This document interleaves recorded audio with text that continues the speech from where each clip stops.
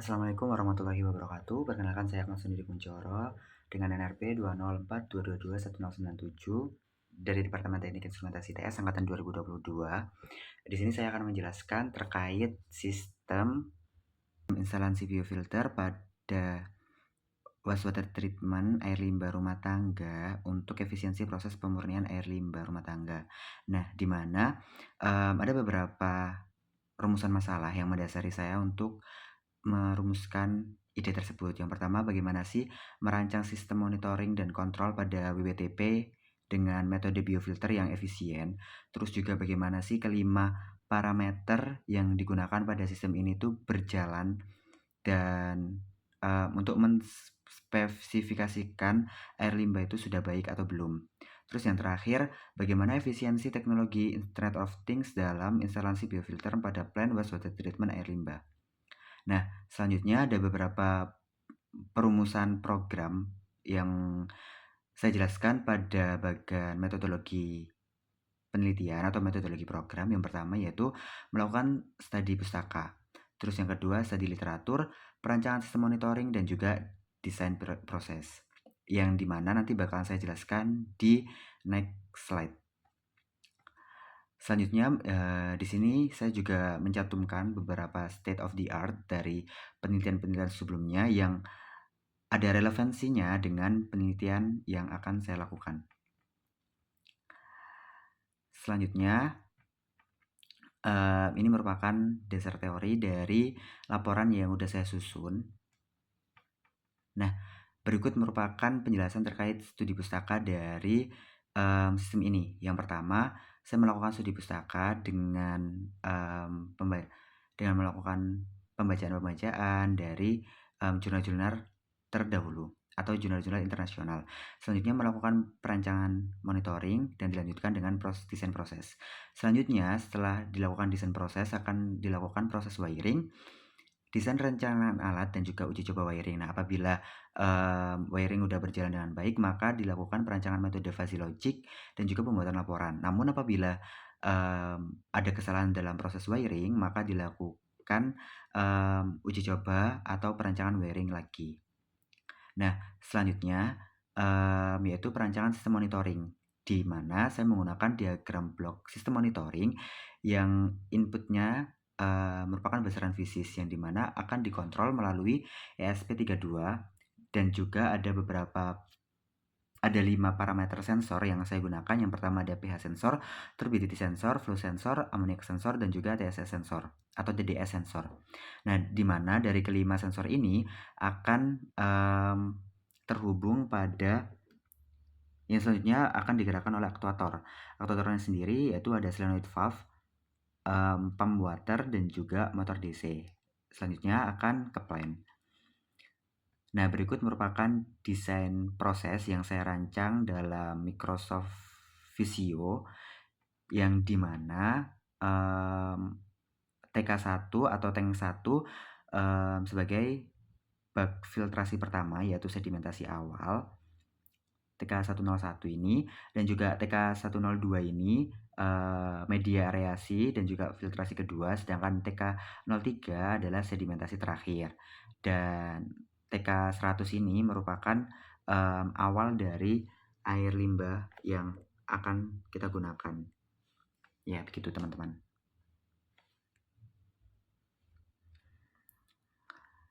Nah, di sini saya akan menjelaskan wiringnya. Saya lanjut ke wiring. Di sini saya menggunakan wiring dengan bantuan menggunakan software Walkwi, yang dimana ini memudahkan kita untuk melakukan perancangan sistem wiring agar kita bisa mendeteksi apakah sensor itu berjalan dengan baik atau masih ada yang perlu diperbaikin. Yang pertama, saya menggunakan sensor temperatur. Saya juga menggunakan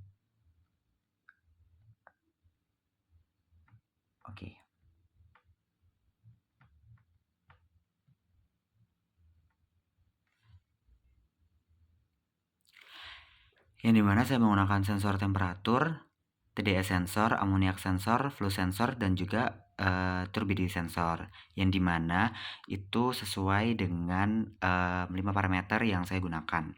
Nah, di sini controllernya menggunakan ESP32 karena apa? ESP32 itu memiliki beberapa banyak manfaat. Salah satunya adalah mendukung sistem Internet of Things, yang dimana nanti bakalan terhubung pada cloud. Nah, di sini ada 3 aktuator yang digunakan. Yang pertama, kita menggunakan relay tentunya untuk aktuatornya. Terus juga ada pump, solenoid valve, dan juga LED indikator. Seperti itu. Nah, selanjutnya setiap masing-masing pin ini juga harus diperhatikan dari proses wiringnya agar tidak terjadi kesalahan yang fatal. Nah, setelah itu dari sebelah sini merupakan source code atau codingan dari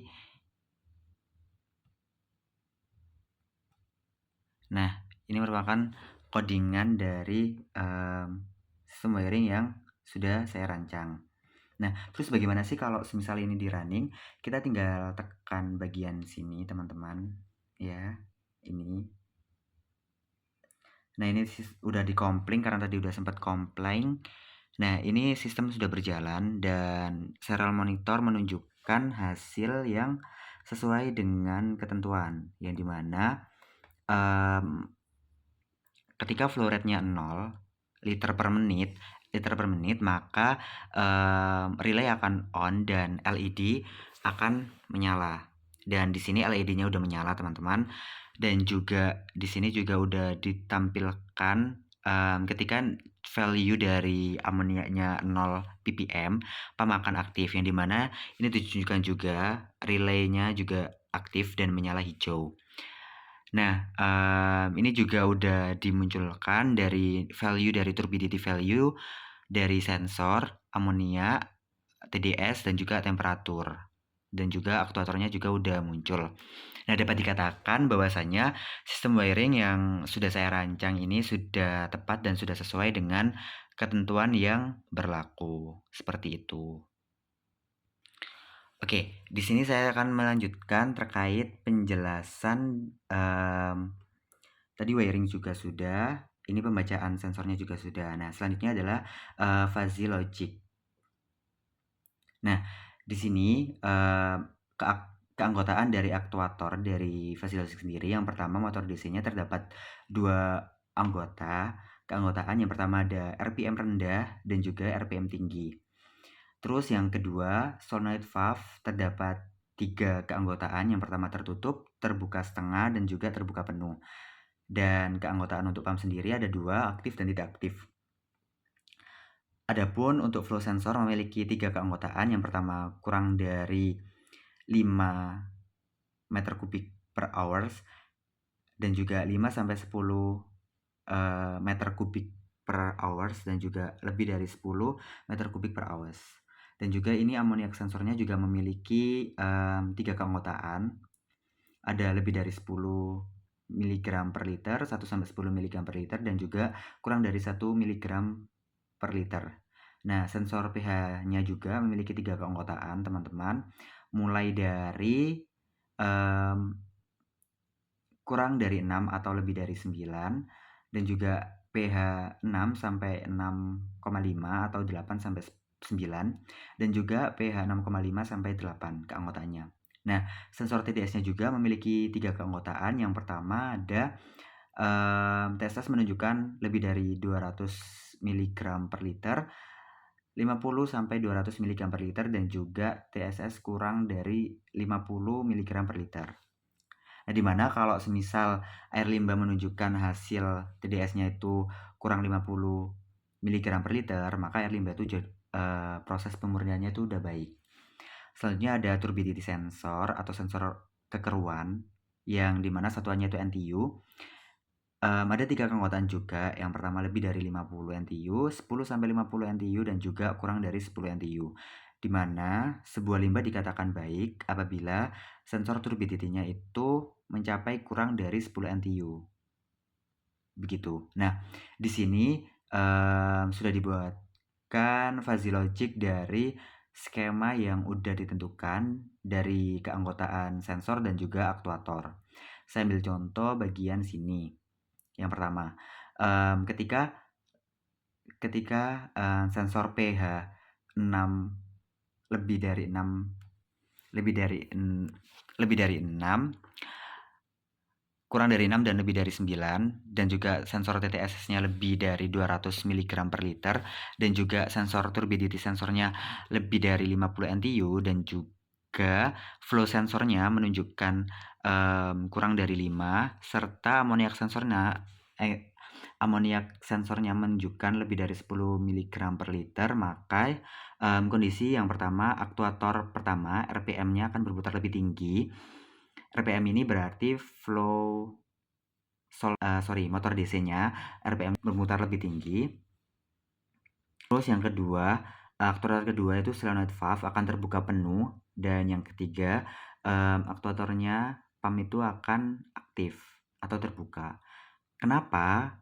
Karena ketika kondisi awal dari masing-masing sensor itu merupakan indikator yang buruk dari kondisi sebuah sistem pemfilteran sebuah sistem. Jadi ketika udah buruk, maka aktuatornya akan secara otomatis akan membuka dengan logika yang udah ditentukan, seperti itu.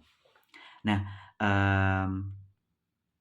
itu tadi merupakan penjelasan dari sistem instalasi biofilter pada wastewater treatment limbah air guna efisiensi proses pemfilteran pada air limbah rumah tangga. Kurang lebihnya mohon maaf. Wassalamualaikum warahmatullahi wabarakatuh.